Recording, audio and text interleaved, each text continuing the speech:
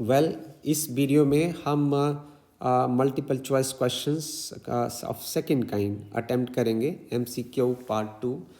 हमारे पास जो सवाल है वो कुछ इस तरीके का है कि consider uniform electric field in Z direction, the potential is constant. कुछ कहा गया है कि यदि आपके पास यूनिफॉर्म इलेक्ट्रिक फील्ड जो है वो जेड डायरेक्शन में है, if uniform electric field is points along z direction. बड़ा इंटरेस्टिंग सवाल है और इसमें से हम बहुत अच्छे तरीके से सीख सकते हैं। देखिए, ये रही एक्स डायरेक्शन, ये रही बाई डायरेक्शन और ये रही जेड डायरेक्शन। अब जो इलेक्ट्रिक फील्ड है वो जेड डायरेक्शन में है। सो हम बाय डेफिनेशन हम ये जानते हैं, दिस इज क्वेश्चन नंबर 2.7, कि जो इलेक्ट्रिक फील्ड की जो डायरेक्शन है this is minus of D B upon D R. Equation number हम इसको 1 मार्क करते हैं। ये बताता है कि जो डायरेक्शन ऑफ इलेक्ट्रिक फील्ड है it is towards the decreasing potential. तो जो पोटेंशियल जिस साइड को डिक्रीज होगा उस साइड को इलेक्ट्रिक फील्ड होगा। तो इसका मतलब यदि इलेक्ट्रिक फील्ड का डायरेक्शन जेड डायरेक्शन में है, इसका मतलब पोटेंशियल जो है वो इस साइड को डिक्रीज होगा। तो मैं एक सरफेस, प्लेन सरफेस हम यहाँ मार्क करते हैं। ये देखिए, ये एक इक्विपोटेंशियल सरफेस में लेता हूँ, सरफेस नंबर 1। तो यदि इस पॉइंट के ऊपर इसका पोटेंशियल v है, इक्वी पोटेंशियल सरफेस है, मींस अलोंग एक्स बाई जो है वो पोटेंशियल सेम रहेगा, बट इलेक्ट्रिक फील्ड जो है वो जेड डायरेक्शन में है। इसका मतलब यदि मैं एक और प्लेनर रीजन यहाँ से सेलेक्ट करता हूँ तो क्या हो जाएगा, यदि इस और इलेक्ट्रिक फील्ड है तो जो पोटेंशियल है वो डिक्रीज करेगा। डिक्रीज करने का मतलब ये कोई ओरिजिनली पहले v था तो ये v माइनस डेल्टा v हो जाएगा। This will become v minus delta v। So this is reason number 2। Okay, so देखिए कितना सुंदर सवाल है कि ये हमें आंसर देगा अब हमारे सवालों का। कंसिडर करिए uniform electric field in Z direction, the potential is constant. तो क्या in all space potential constant रहेगा? नो। क्यों? क्योंकि एक्स और बाई रीजन में तो एक कांस्टेंट है, but as electric field is along z direction so it is bearing along z direction. So पहली ऑप्शन जो है वो इनकरेक्ट रहेगी। सो इस ऑप्शन को हम इनकरेक्ट कह देते हैं। For any x for a given Z, तो ये बात सही है। किसी एक्स में वो कांस्टेंट रहेगा और वो किसी बाई में भी कांस्टेंट रहेगा और वो एक्स बाई प्लेन में भी कांस्टेंट रहेगा for a given Z. So आपके सवाल का जो आंसर रहेगा वो रहेगा B, C and D. These 3 options are correct for the constant potential, right. हम चलते हैं आगे क्वेश्चन नंबर 2.8 के ऊपर। तो यहाँ हम पेज अगला ले आते हैं, दिस क्वेश्चन नंबर 2.8, राइट। सो इसमें ये कहा गया है कि इक्विपोटेंशियल सरफेसेस जो ऐसे होते हैं उसको आप डिफाइन करके एक्सप्लेन करिए कि एक closer region are closer in region for large electric fields. ये एक दूसरे के क्लोज होते हैं यदि इलेक्ट्रिक फील्ड ज़्यादा होता है और फार अपार्ट होते हैं यदि इलेक्ट्रिक फील्ड वीक होता है। They are more crowded near the sharp edges of the conductor, एक ही ऑप्शन दी गई है। और equipotential surface will be more crowded near the regions of large densities and will always be equally spaced. तो हम पहले एक डेफिनेशन लिखते हैं। इक्विपोटेंशियल सरफेस का मतलब क्या हुआ? Equipotential surface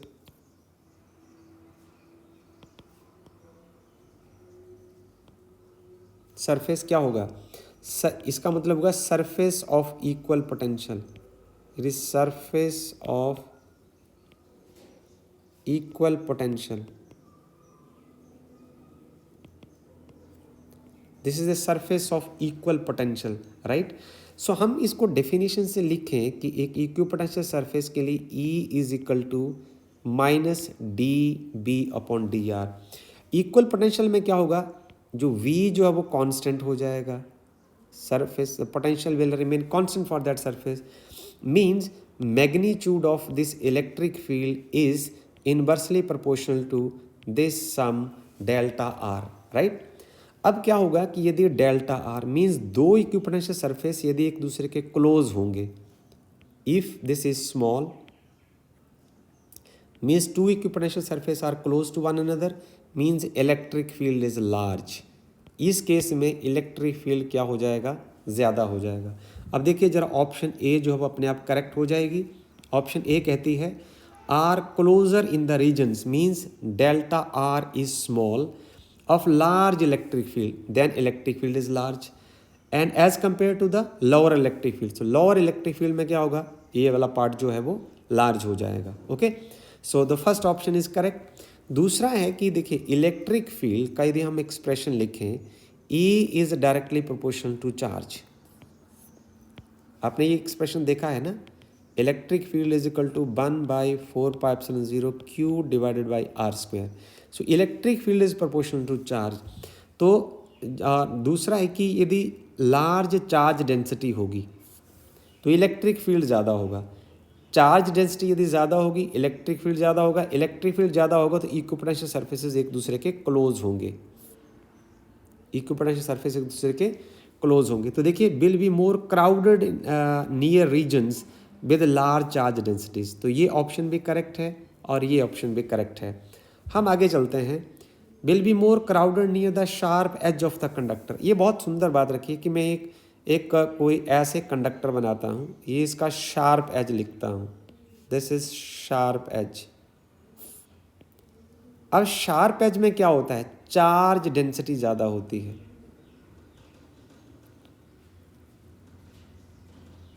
On the sharp edges charge density is more. Now if charge density is more then electric field is large. If electric field is large means delta R is small, and if delta R is small, what does this mean? The equipotential surfaces are more crowded in the near the sharp edges of the conductor. So these three options are correct.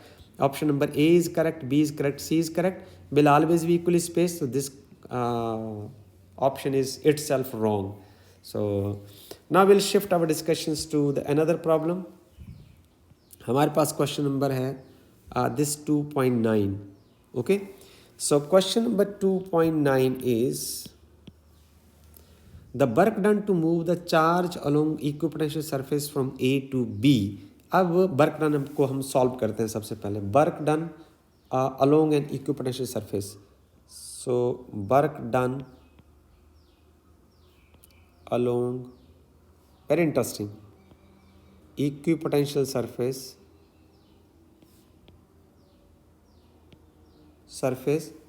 from A to B, from A to B। हम ऐसा करते हैं कि हम किसी B point के ऊपर जो है किसी O पॉइंट के ऊपर, हम किसी O पॉइंट के ऊपर कोई चार्ज रख देते हैं Q। बड़ा इंटरेस्टिंग सवाल है। ये रहा सोर्स चार्ज और इसके हम कुछ डिस्टेंस के ऊपर जो है वो पॉजिटिव चार्ज यहाँ से लेते हैं। Okay, so now this is the point A and you are now taking this charge from A to some point B.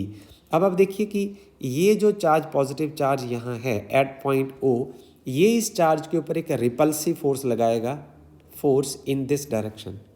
इसके बावजूद भी यदि आप उसको पॉजिटिव चार्ज को आपको इधर लेकर आना है तो आपको क्या करना पड़ेगा, एक्सटर्नल फोर्स लगाना पड़ेगा।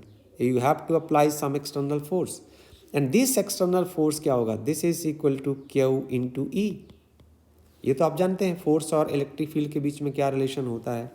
और ये जो फोर्स होगा वो रिपल्सिव फोर्स के अगेंस्ट होगा। तो हम सबसे पहले लिख लेते हैं कि जो एक्सटर्नल फोर्स जो होगा this is opposite to that of repulsive force due to source charge and the test charge. हम इसको इक्वेशन नंबर 1 मार्क करते हैं। देखिए यदि आप ऐसा करते हैं कि इस पॉजिटिव चार्ज को आप A टू B तक लेके आते हैं by applying some external force, तो वर्क डन क्या होगा, dW is equal to force into displacement some dl, right. This is equation number 2। But from 1 and 2, from equation 1 and equation number 2, इन दोनों equation से हम क्या लिख सकते हैं कि जो वर्क डन होगा वो होगा minus of external force into dl। ठीक है जी, इसको इक्वेशन नंबर हम 3 लिखते हैं। अब एक्सटर्नल फोर्स जो है this external force is equal to Q into E. So हम इसको ऐसा ले सकते हैं dW is equal to minus of Q into E dot dl। This is equation number 4। आप इक्वेशन नंबर 4 को इंटीग्रेट करें, यदि आपको कंप्लीट वर्क डन निकालना है, then it's from the integral of D W, this is minus Q, आप बाहर निकाल लें, from point A to point B, this is E dot D L. Okay, अब बड़े बड़े मज़ेदार बात है, अब इसमें जो सीखने वाला पॉइंट है वो ये है कि जो इलेक्ट्रिक फोर्स है एक कंजर्वेटिव फोर्स है, और जब आप कंजर्वेटिव फोर्स के अगेंस्ट आप एक बॉडी को शिफ्ट करते हैं तो वो जो सारा वर्क होता है वो this complete work done will be stored as the potential energy. वो सारा वर्क डन उस पोटेंशियल एनर्जी की फॉर्म में स्टोर हो जाता है। तो हम ऐसा लिख सकते हैं कि W is equal to minus of Q into delta U is Q into E आ जाएगा ना, तो आ जाएगा Q into delta V means minus Q into B final means B minus V A.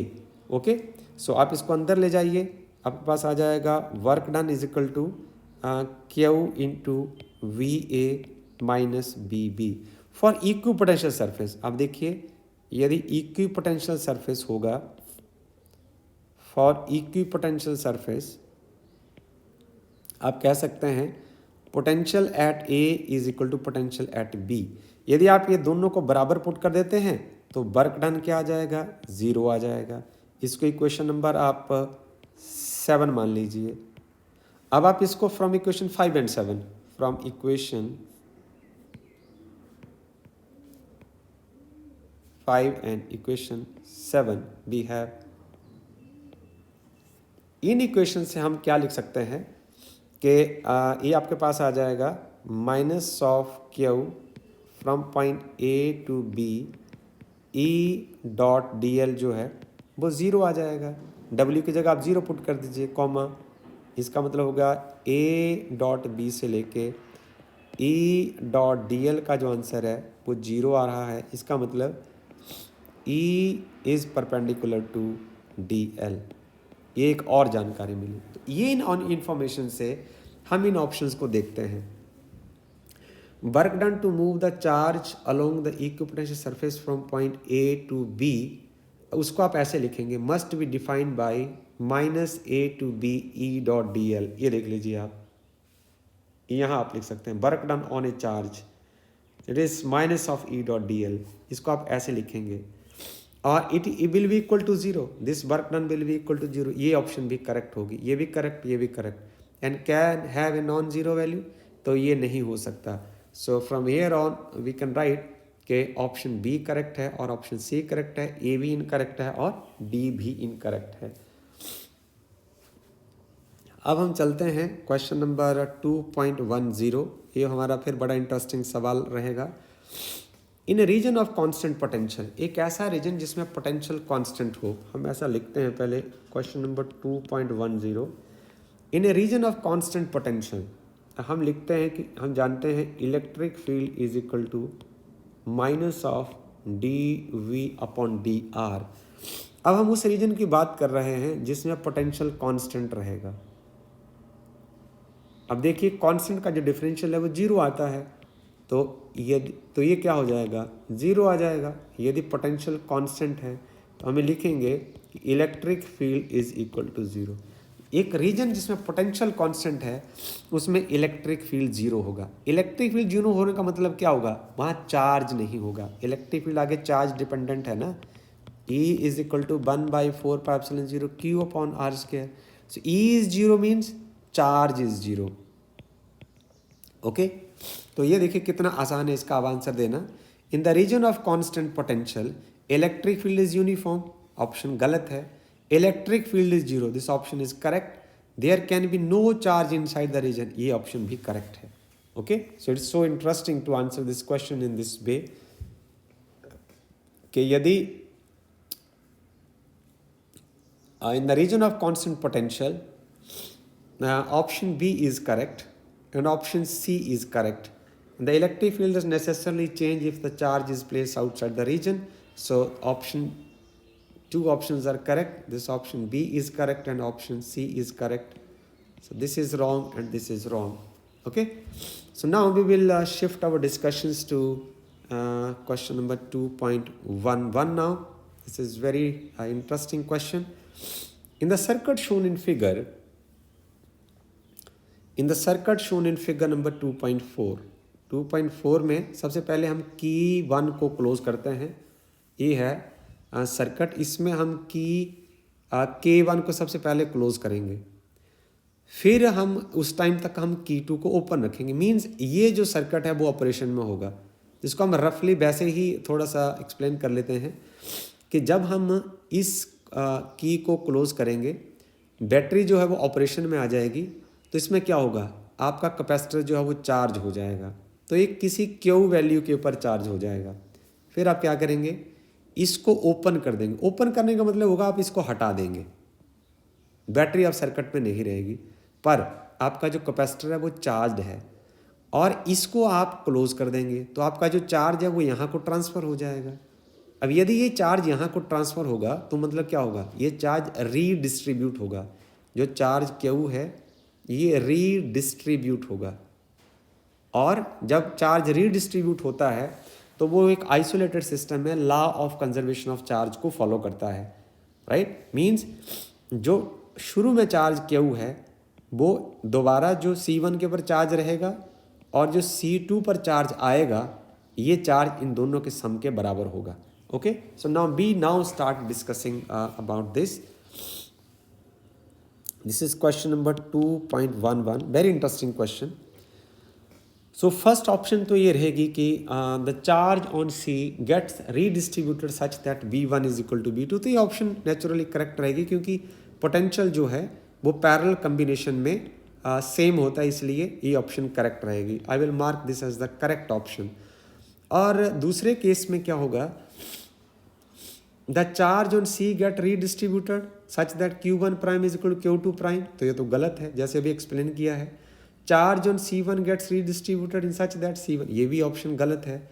But I think the charge on C1 get redistributed on the law of conservation of charge, so this option is correct. So option A and D are correct. ठीक है, सो मैं यहाँ लिख देता हूँ कि Q is equal to Q1 prime plus Q2 prime. इसको जैसे हमने पहले एक्सप्लेन किया, on the basis of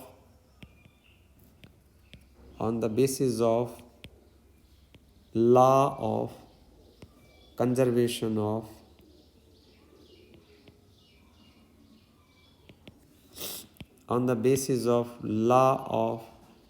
conservation of charge. Okay, so now we will shift our discussions to the problem number 2.12. यहाँ इसको साथ में ही सॉल्व कर देते हैं, नए पेज पर जाने की ज़रूरत नहीं है। So this is 2.12। इसमें कहा गया if a conductor has a potential V is not equal to 0। आपके पास यदि कंडक्टर है और जिसका पोटेंशियल जो है वो 0 नहीं है। ओके, सो जैसे आपने स्फेरिकल शेल देखा है, उसकी प्रॉब्लम आप मान सकते हैं। Conductor its potential is not equal to 0 means has some value, there are no charge anywhere else outside, और इसके बाहर कोई चार्ज नहीं है। ओके, तो बताइए then there must be charge on the surface or inside itself। देखिए हम बात करते हैं किसी बॉडी के ऊपर जो पोटेंशियल होता है ना, वो दो वजह से होता है। The potential due to a body is due to the charge of the body, number 1, it is due to the charge of the body. Number 2, दूसरा क्या होता है, चार्ज ऑफ द सराउंडिंग।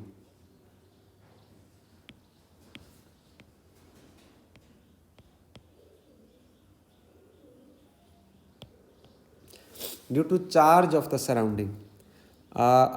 तो इसमें क्या होगा, यदि उसने कहा कि सराउंडिंग में तो चार्ज है नहीं, तो ये तो बात ही खत्म होगी। आप स्टेटमेंट में देखिए ना, there is no charge anywhere else outside. तो potential on the body is due to the charge of the body. अब यदि बॉडी में मान लो कोई कैविटी है, for example is there is a cavity of this kind, then charge can exist inside the body also. So option is as there must be charge on the surface. यदि उसमें potential non zero है, इसका मतलब वहाँ surface के ऊपर भी charge है और उसके इनसाइड भी चार्ज हो सकता है। Okay, there cannot be any charge in the body of the conductor. तो दूसरा केस आपको क्या कहता है, स्फेरिकल शेल वाला यदि आप एग्जांपल जो है वो कंसीडर करें तो शेल के अंदर जो है वो फील्ड ज़ीरो होता है, पोटेंशियल कांस्टेंट होता है, इलेक्ट्रिक फील्ड जो है वो ज़ीरो होता है। यदि इलेक्ट्रिक फील्ड ज़ीरो होता है इसका मतलब चार्ज भी ज़ीरो होता है। सो ये ऑप्शन भी करेक्ट हो जाएगी। This option is also correct, both of these are correct option. There must be charge only on the surface, तो यदि ए करेक्ट है तो सी अपने आप इनकरेक्ट है। There may be they cannot be any charge inside the body of the conductor, there must be charge inside the conductor. So ये option भी correct है। So both option A and B are correct, और C और D जो है वो ए और B के करेक्ट होने से ही इनकरेक्ट हो जाएंगी। अब हम चलते हैं अगले सवाल की ओर। अब हमारे पास है question number 2.13। It's another question. A parallel plate capacitor is connected to a battery as shown in figure. एक पैरेलल प्लेट कैपेसिटर को बैटरी के साथ जोड़ा है। कंसिडर करिए इसमें दो सिचुएशन है। तो पहली सिचुएशन क्या है,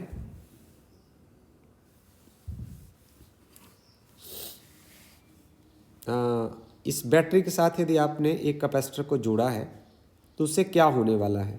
बड़े मज़ेदार कहानी है ये भी, आप इसको सवाल को सीखेंगे तो बहुत कुछ सीखेंगे इससे।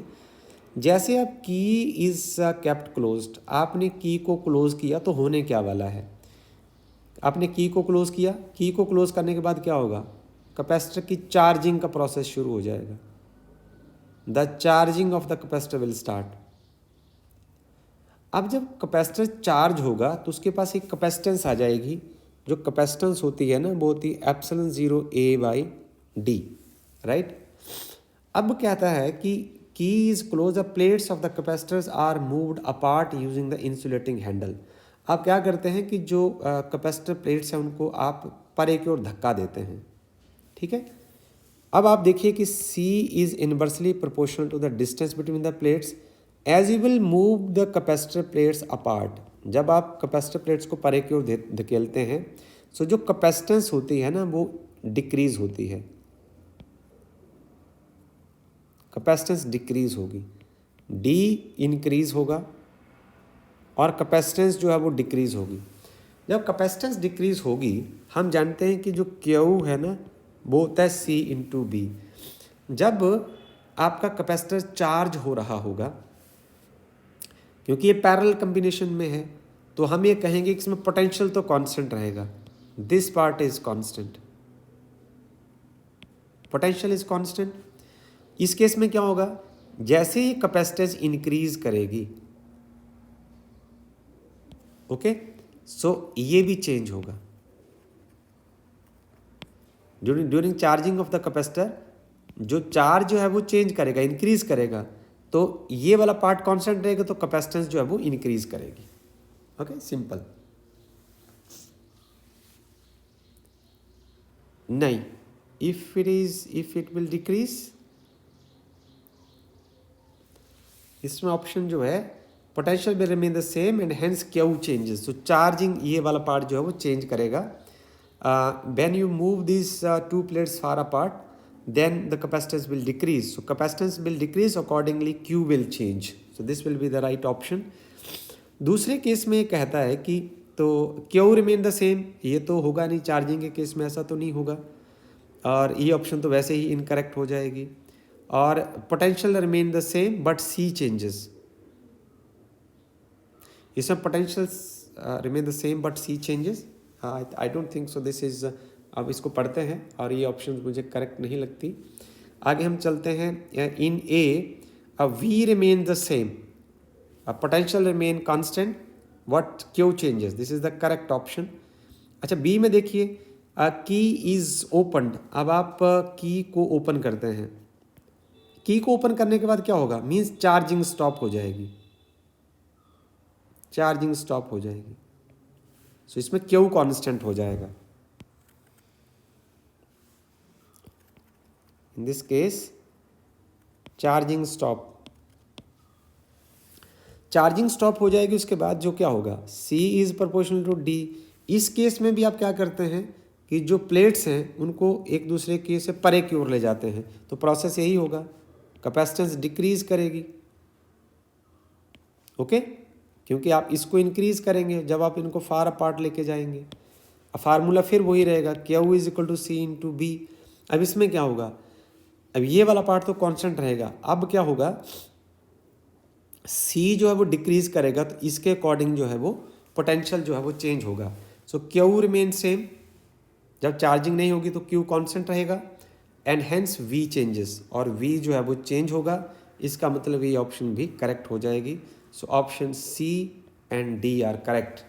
So I think it is all enough with this video. Thank you very much.